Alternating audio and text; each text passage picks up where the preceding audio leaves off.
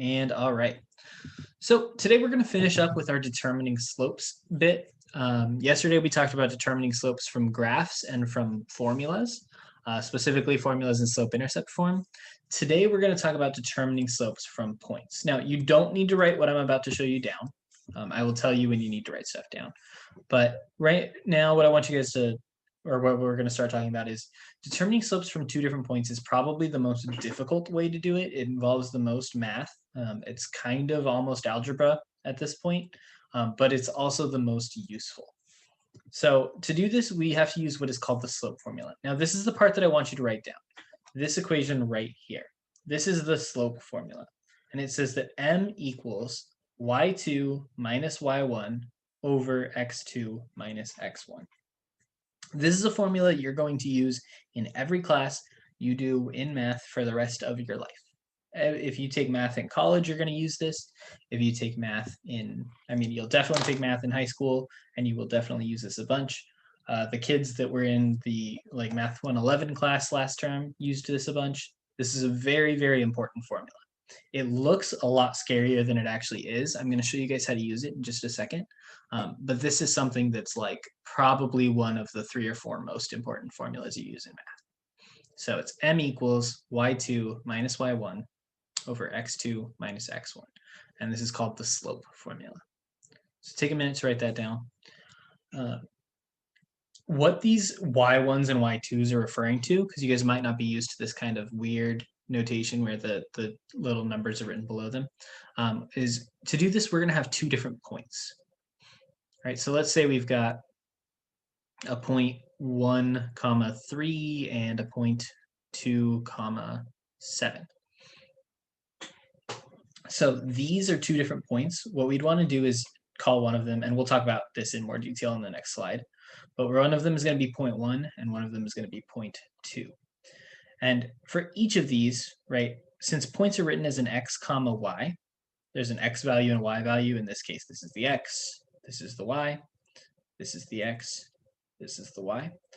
X sub 1 will be point 1's x value, so x1 would equal 1.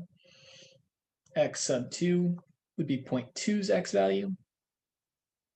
Y sub 1 would be point 1's y value, and y sub 2 would be point 2's y value. Now, if you did the homework yesterday, you very briefly saw this formula in one of the questions. They were asking you whether or not which point you choose matters.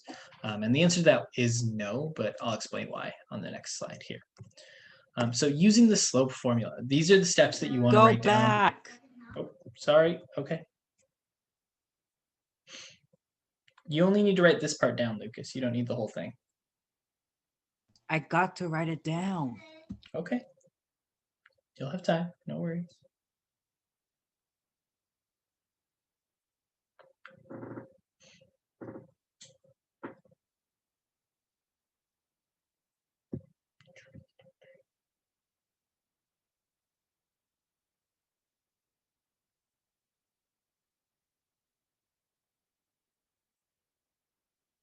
If everybody marked is here. Yeah. Okay. Are you ready to move on, or do we need a little more time?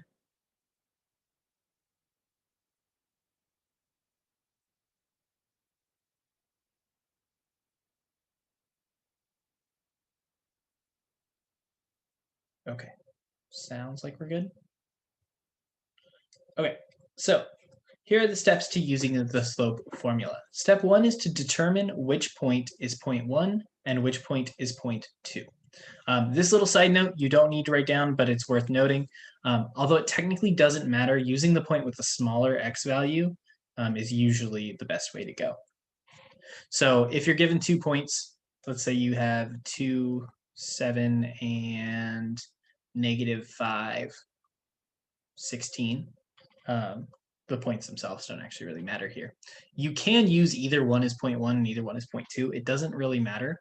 The main reason you have to pick one is just to make sure that your points are going to be staying the same. So if I use this as x1, if I decide that 2 is going to be x1, I have to make sure that this is also y1. I can't use this as x1 and then this is y2. Otherwise, it's going to give me the wrong slope. So you just need to make sure that whichever point you choose, you keep it the same. Now, in general, like I said, it's going to be easiest to choose whichever one has the smaller x value. So in this case, this would be the better choice for 0.1 because it has a smaller x value. And that's just because that way you're always going to have the slope calculation being the easiest. And I'll explain that in just a little bit. It'll make more sense when we look at the other steps and some examples. So step 2 is to plug in the y from 0.2 for y2 and the y from 0.1 for y1. Then you're going to subtract. So remember the formula is, I'll write it up here, equals y2 minus y1 over x2 minus x1. And so if we're given 2 points, you can think of them as x1, comma, y1, x2, comma, y2. And these will obviously be replaced with numbers. So if I had, let's say, 1, comma, 3, and 2, comma, 4, then for y1, I'd be plugging in this 3. And for y2, I'd be plugging, or for, sorry, y2, I'd be plugging in the 4, and then y1, I'd be plugging in the 3. And step 3, you might be able to guess, you're plugging in the x from 0.2 for x2, the x from 0.1 for x1, and then you're subtracting those. So in this case, that would be x2 is 2, x1 is 1. So if you subtract these out, we have 1, and we have 1. The final step is to divide the resulting numbers. So in the case of these 2 points, the 1, 3, and the 2, 4, we have 1 divided by 1, so our slope is just 1. This one's pretty easy. In general, you can write them as fractions. So like, for instance, if I had been given, if my y2 minus y1 was, let's say, 6, and my x2 minus x1 was maybe, let's go with 15, then I can just write this as 6 over 15. We can reduce that if we want to, right? We could make this 2 over 5. But you can leave it as a fraction. You don't need to write it as a decimal or anything like that. In general, it's better to have it as a fraction than as a decimal. So I'll give you a chance to write down all these steps, and then we're going to get some practice in, and then it's going to be a work day. I do want to stress again, if you haven't done the first 2 homework assignments, please, please, please get those done today. If you need help with them, please stick around. We'd be more than happy to help people. I did reassign revision for the first one. I haven't gotten around to the second one yet. So if you need it, please let me know and I can get that reassigned for you as well. And again, just getting it done will get you a 3. Getting above a 70% will get you a 4.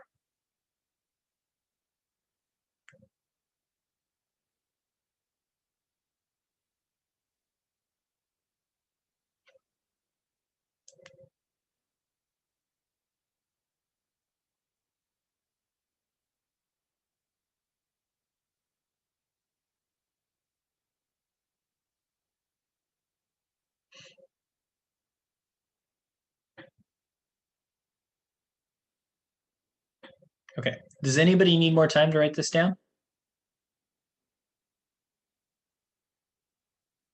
Okay, no problem.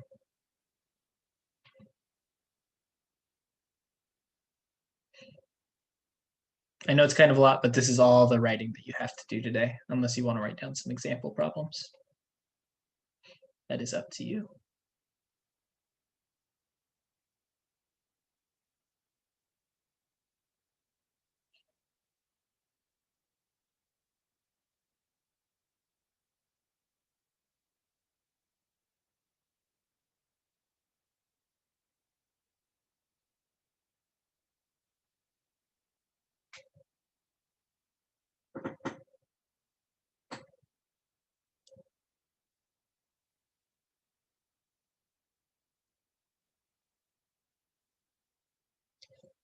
Will 30 more seconds be enough?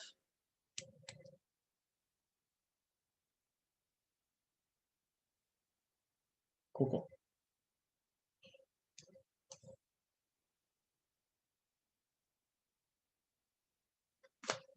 And if at any point in time you guys miss something and need me to go back when we're done, I'm more than happy to do that.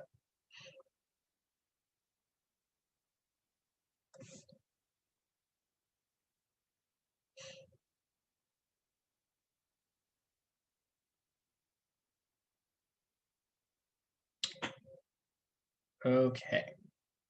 So let's look at a couple of example problems. These three are the ones that we're going to do. I'm going to walk through the first one with everybody, and then the second two, we'll call these A and B. I'm going to have you guys try them. So the first one says to determine the slope of a line passing through the points 0, 0, and 3, 6.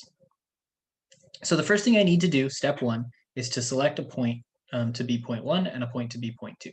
So I'm going to choose the one, again, with the smaller x value to be 0.1. So this is going to be my 0.1, and this is going to be my 0.2. So now, step two, we're going to take the y value from 0.2, which is 6. I'm going to write out my formula over here. Riley's here now. Oh, Riley just got disconnected. Okay. So we're going to write out the formula over here just so we have it. It can often be helpful to just rewrite the formula on all these problems each time so you know what you're doing, but that's up to you. So we've got our y value from 0.2, which is 6. We're going to subtract our y value from 0.1, which is 0. Then on the bottom, we're going to do x2, so our x value from 0.2, which is 3, minus our x value from 0.1, which is 0.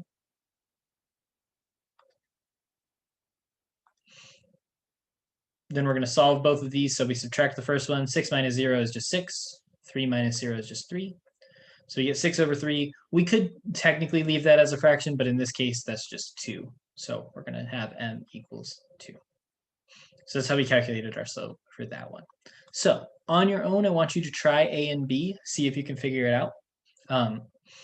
Actually, before we do that, I'm going to go ahead and show you what happens if I choose the other point. So let's say I chose this as 0.2, my 0, 0, and I chose this as 0.1. If I do this with my slope, what I'm going to do is I'm going to have now the y value from 0.2 is now 0. The y value from 0.1 is now 6.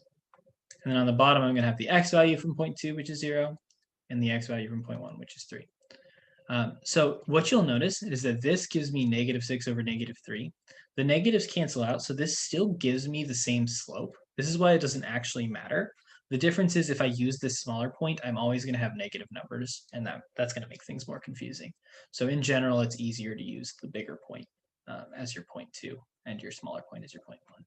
No matter what, you should come to the same answer, so that's why it doesn't actually matter. But anyway, so go ahead and try A and B on your own. See if you guys can figure that one out. And then just message it to me in private chat. And I'll go over them in like another minute or so.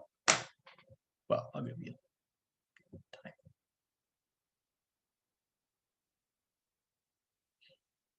So make sure you're following your steps. You'll want to write these out on paper because it's going to be, there are a decent number of calculations.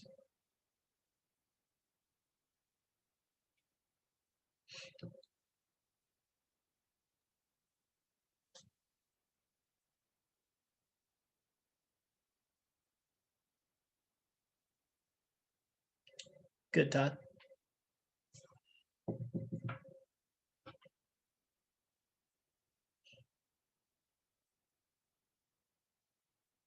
Good, Carter.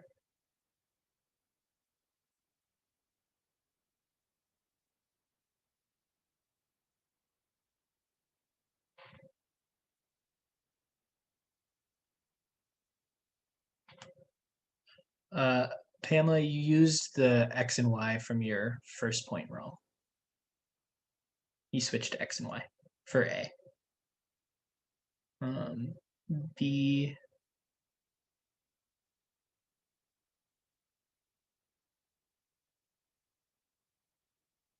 Double check your math on the top part of B.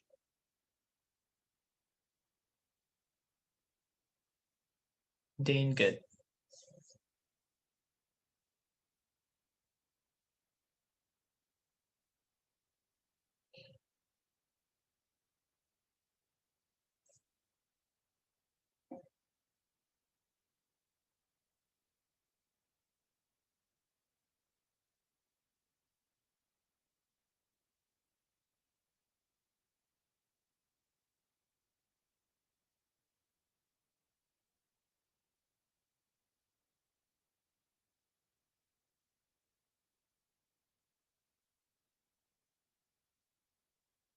Jennifer, A is good.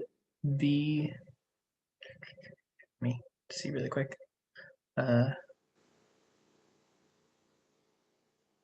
Yeah, B is good too. Todd, I'm not sure. Are you saying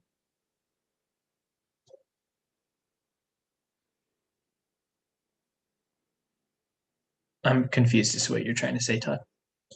Are you saying number two? Or is two part of your answer? Because there's a comma. I don't understand.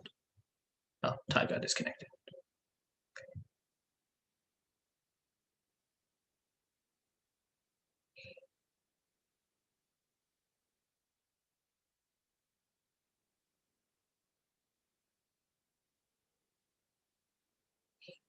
Okay. Good on one, Pamela, and good on both.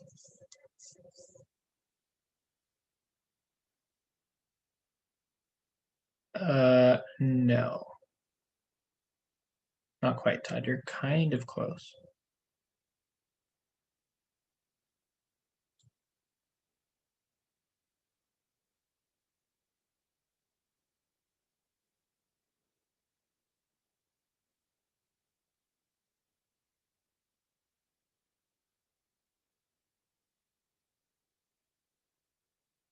Okay. I'm going to go over A in about maybe 45 seconds, 1 minute.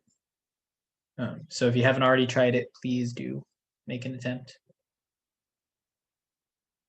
Those of you that have finished A and B, so the homework for today is listed as, I think, let me see.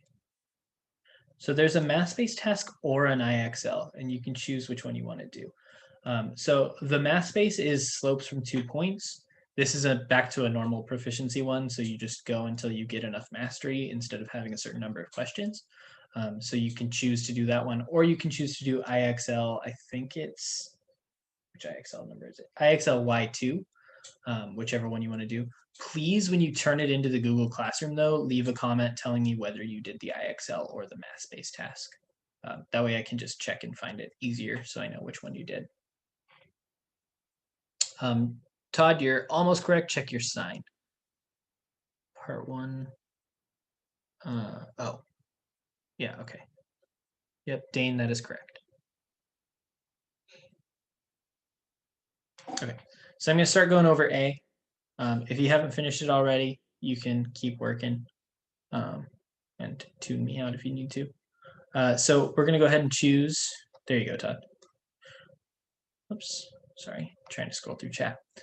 So we're going to go ahead and choose this one as 0.1 because it has my smaller x value. This one will be 0.2. So again, we're going to take our y2, that's 7, minus our y1, which is 4. We're going to set that over our x2, which is 5, minus our x1, which is 2. So this is going to give us 7 minus 4 is 3, over 5 minus 2, which is also 3. So we get 3 over 3, that's just 1. So our slope here, m equals 1.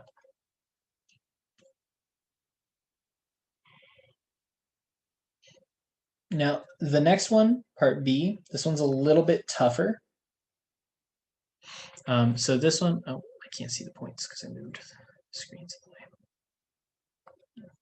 Get rid of it. So we've got, I'm going to choose this one as 0.1. Whoops. And this one as 0.2.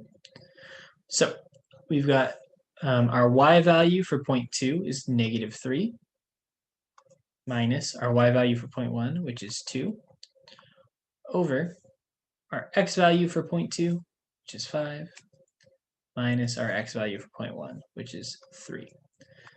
Now, -3 minus 2, a lot of people are making this mistake. It's a common mistake, so don't worry about it. But make sure you keep in mind, if you subtract from a negative number, you're going to get more negative. Or in this case, you'll have -3 minus 2. That's -5.